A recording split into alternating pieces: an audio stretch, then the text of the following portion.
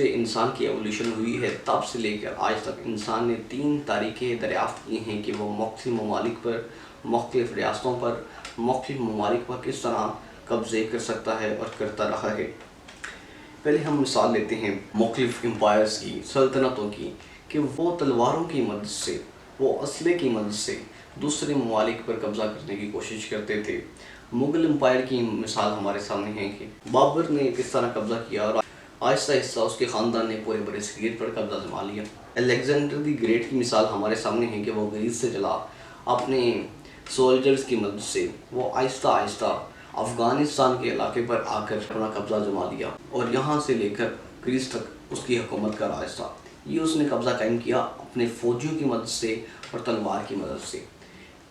لیکن 1857 کے بعد تھوڑی سی ایولیوشن آئی اور لوگوں کے اندر، امپائرز کے اندر سوچنے کا، سمجھنے کا رواج پیدا ہوا، ٹیکنالوجی کو اپنانے کا اور اسے استعمال کرنے کا رواج پیدا ہوا، خصوصاً ویسٹ میں۔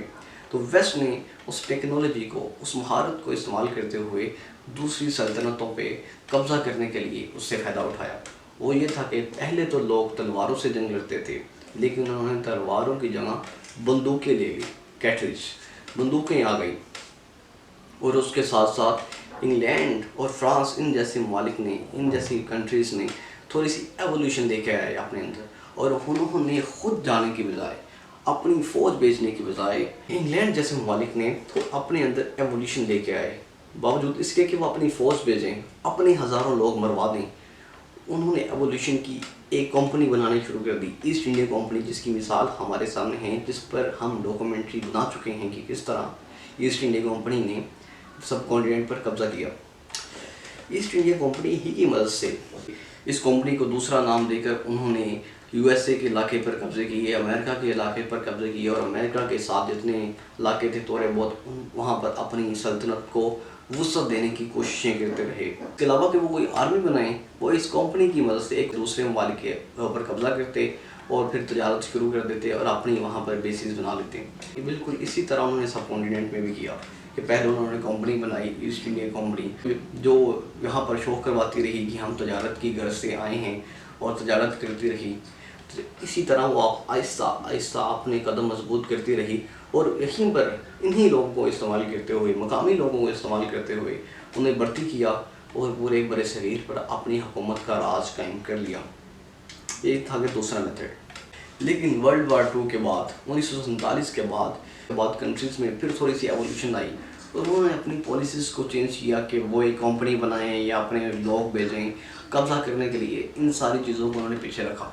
اب انہوں نے انسٹیٹیوشن بنانے شروع کر دیے، ادارے بنانے شروع کر دیے، IMF، ورلڈ بینک، ان جیسے ادارے بنائے۔ ان اداروں ہی کی مدد سے انہوں نے دوسری کنٹریز کو کنٹرول کرنا شروع کر دیا۔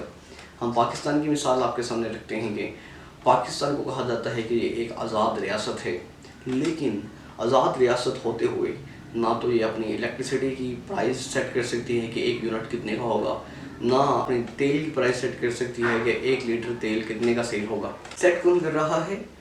امریکہ کر رہا ہے۔ امریکہ کے درپردہ IMF کر رہا ہے، لیکن ایک نام دیوا ریاست تو ہے کہ آزاد ریاست ہے، اس کی ڈپلومیٹک پالیسی آزاد ہے، لیکن سب کچھ کنٹرول کر رہا ہے IMF، اور IMF کو کنٹرول کر رہا ہے امریکہ۔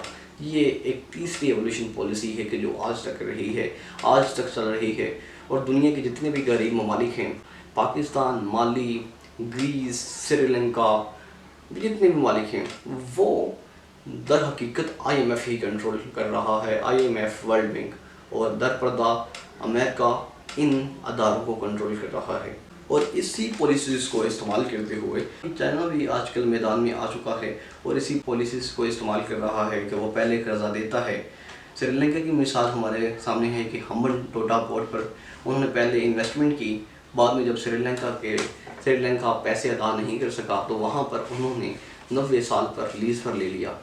کیونکہ یہ پالیسی ہے، جتنے بھی کنٹریز ہیں، یہ ایولیوشن پر مبنی پالیسی ہے کہ پہلے تلواروں سے جنگ کی، پھر انہوں نے کیٹریج استعمال کرنے شروع کر دیے، بندوقیں استعمال کرنا شروع کر دی دوسرے ریاستوں پر قبضہ کرنے کے لیے، جس کی وجہ سے ان کے بے تحاشا سولجرز، ان کے سپاہی بھی قتل ہوتے تھے۔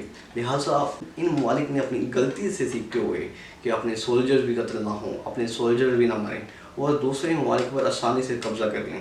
وہ کس طرح؟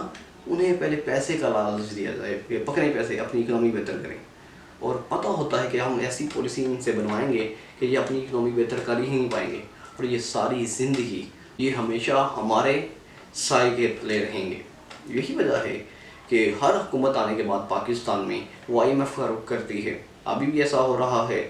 2023 کے انتخابات کے بعد آپ پھر دیکھیں گے کہ پھر حکومت کوشش کر رہی ہوگی کہ وہ IMF کے ساتھ مذاکرات کرے اور 2 سے 3 بلین ڈالر مل جائیں، کہ پھر کوئی سال کے لیے اس کی اکنامی جو ڈاما ڈول کا شکار ہے وہ پھر ایک ٹریک پر تو نہیں لیکن اسے کچھ سانسیں مل جائیں، جو وینٹیلیٹر پر کچھ سانسیں مل جائیں جو IMF پرووائڈ کرتا رہتا ہے۔ اور در حقیقت یہ ہے کہ IMF ہی ان ممالک کو کنٹرول کر رہا ہے، IMF ہی کنٹرول کر رہا ہے، اور در پردہ امریکہ IMF کو کنٹرول کر رہا ہے۔ اب چائنا بھی اس پالیسیز کو اپنا رہا ہے کہ وہ کس طرح دوسرے ممالک کو کنٹرول کرے گا۔ ہم نے سارا کچھ آپ کے سامنے بیان کیا۔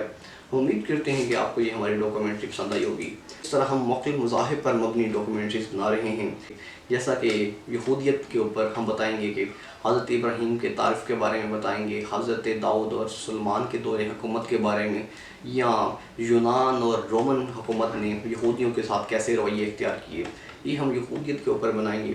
اس کے ساتھ ساتھ عیسائیت کے بارے میں آپ کو بتائیں گے کہ عیسائیت کا مذہب آخر پورے ویسٹ میں، پورے یورپ میں کیسے پھیل گیا، عیسائیت کی تاریخ کے بارے میں بتائیں گے۔ اور اس کے بعد ہم آپ کو مولانا شبلی نعمانی صاحب کی کتب کے حوالے دے کر بتائیں گے، اور اسلام کی تاریخ کے بارے میں بتائیں گے۔ ہمارا مقصد یہ ہے کہ آپ تاریخ کے بارے میں سمجھیں اور علم حاصل کریں، اور اس طرح فدر ہم آپ کو مختلف مذاہب کے بارے میں، بدھزم کے بارے میں بتاتے رہیں گے۔ اگر یہ آپ ہماری ڈاکومنٹریز دیکھ رہے ہیں تو لہٰذا اپنے چینل سروے آف ہسٹری کو لائک، سبسکرائب اور شیئر کر دیجیے۔ شکریہ۔